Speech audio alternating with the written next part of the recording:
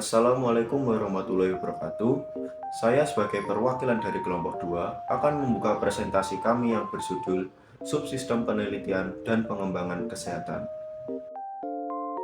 Anggota dari kelompok 2 sendiri yaitu Anabil Salasa Rahma, Elvina Putri Damayanti, Muhammad Alvin Alfianto, Muhammad Tasfirul, Najib Majian Nabila, dan juga Salma Fadia Islami.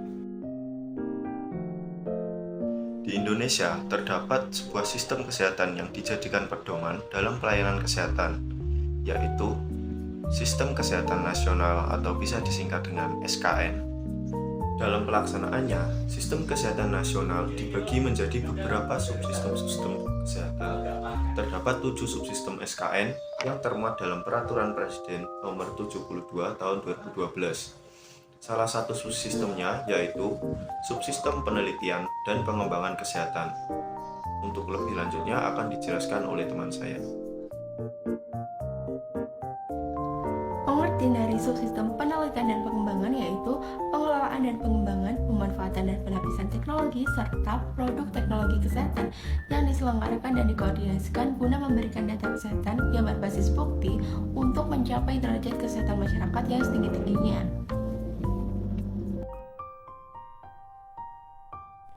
Selanjutnya adalah tujuan dari subsistem ini.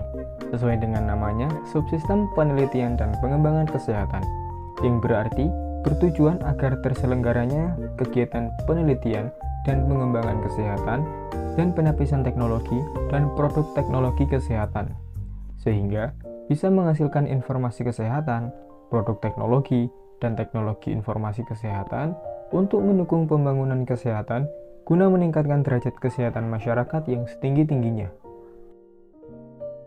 Terdapat 4 unsur, yaitu yang pertama, biomedis dan teknologi dasar kesehatan.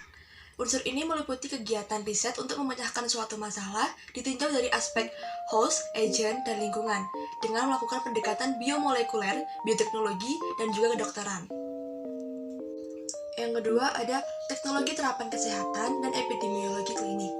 Unsur ini meliputi kegiatan riset untuk mengetahui faktor risiko penyakit, penyebab penyakit, prognosa penyakit, dan risiko penerapan teknologi dan produk hasil teknologi kesehatan.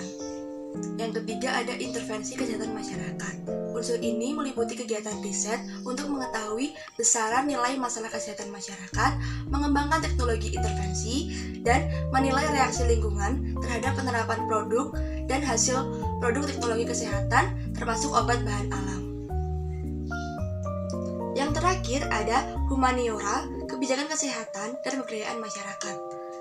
Unsur ini merupakan riset kegiatan untuk menganalisis di bidang sosial budaya, ekonomi, etika, hukum, psikologi, formulasi implementasi, dan evaluasi kebijakan, perilaku, peran, serta pemberdayaan masyarakat. Selanjutnya saya akan membahas tentang prinsip subsistem penelitian dan pengembangan kesehatan, yaitu ada 7. Yang pertama adalah terpadu, berkesinambungan, dan paripurna. Penelitian, pengembangan, penapisan teknologi, dan produk teknologi kesehatan diselenggarakan secara terpadu, berkesinambungan, dan paripurna, meliputi riset yang dilakukan berkala dan sebagai kelanjutan hasil riset dari sebelumnya, yang tentunya dilakukan dengan menyeluruh di seluruh wilayah negara Republik Indonesia. Yang kedua ada akurat dan akuntabel. Harus dilakukan secara teliti dan berbasis bukti yang dapat dipertanggungjawabkan kepada masyarakat. Yang ketiga ada persetujuan setelah penelitian. Persetujuan setelah penjelasan.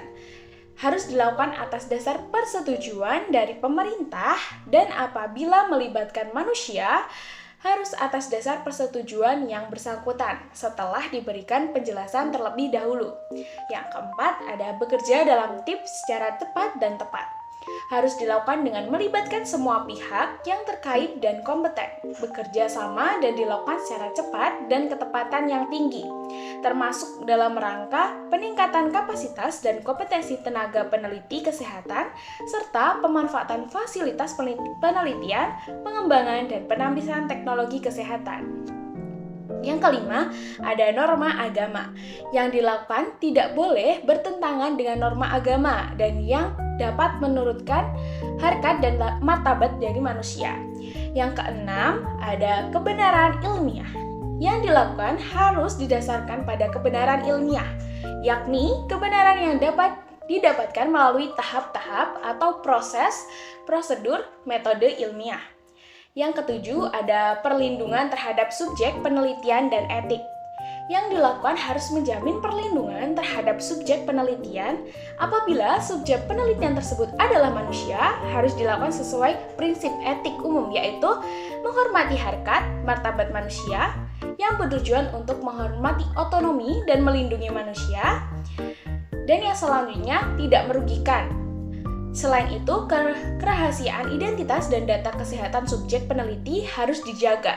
Penelitian dan pengembangan kesehatan terhadap manusia hanya dapat dilakukan atas dasar persetujuan tertulis dari manusia yang menjadi subjek penelitian tersebut. Penelitian yang menggunakan hewan sebagai subjek penelitian perlu memperhatikan prinsip, yaitu ada reduction, refinement, dan replacement. Prinsip ini untuk menghilangkan segi-segi yang tidak manusiawi dari hewan tersebut.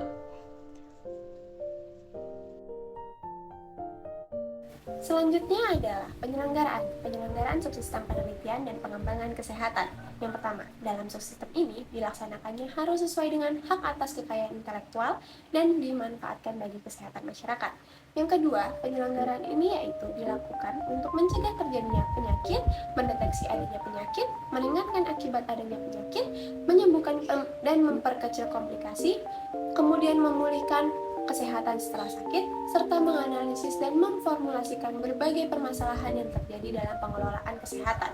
Yang ketiga, penyelenggaraan subsistem ini ditujukan untuk meningkatkan mutu pengelolaan upaya kesehatan, di mana sesuai dengan perkembangan dan keperluannya.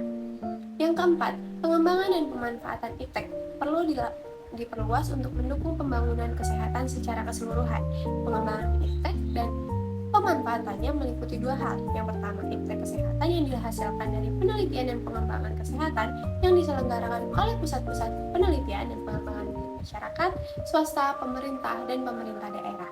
Pemerintah melaksanakan penelitian data dasar kesehatan seperti riset kesehatan dasar atau Riskesdes dan lainnya secara berkala, penelitian pengembangan upaya kesehatan, dan juga sumber daya kesehatan. Yang kedua, pemanfaatan dan penyebarluasan iptek kesehatan diatur oleh pemerintah dalam dukungan organisasi profesi, di mana yang dilakukan dengan membentuk pusat-pusat penelitian dan pengembangan unggulan, jaringan informasi, dan dokumentasi iptek kesehatan.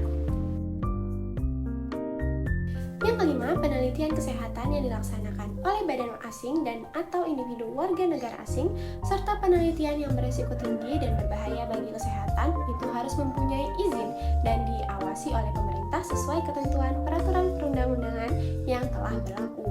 Yang keenam, jika uji coba yang dilakukan kepada manusia itu harus dilakukan dengan jaminan bahwa tidak akan merugikan manusia yang dijadikan uji cobanya. Yang ketujuh, jika dilakukan terhadap hewan dan makhluk hidup lainnya, itu juga harus dijamin untuk kelestarian makhluk hidup tersebut, biar tidak punah tentunya ya. Yang kedelapan, untuk penelitian penyakit infeksi yang muncul baru maupun berulang, yang dapat menyebabkan kepedulian kesehatan dan juga kedaruratan kesehatan masyarakat, itu harus dipertimbangkan kemanfaatannya atau benefit sharing dan penelusuran ulang asal-muasal demi kepentingan nasional. Yang terakhir nih, penyelenggaraan yang membawa dampak buruk terhadap kesehatan masyarakat tidak diizinkan dan dilarang untuk dilakukan. Sekian presentasi dari kelompok kami. Apabila ada yang ingin ditanyakan, bisa langsung berkomentar di kolom komentar video ini. Dan apabila ada kurang dan lebihnya, mohon maaf. Terima kasih. Wassalamualaikum warahmatullahi wabarakatuh.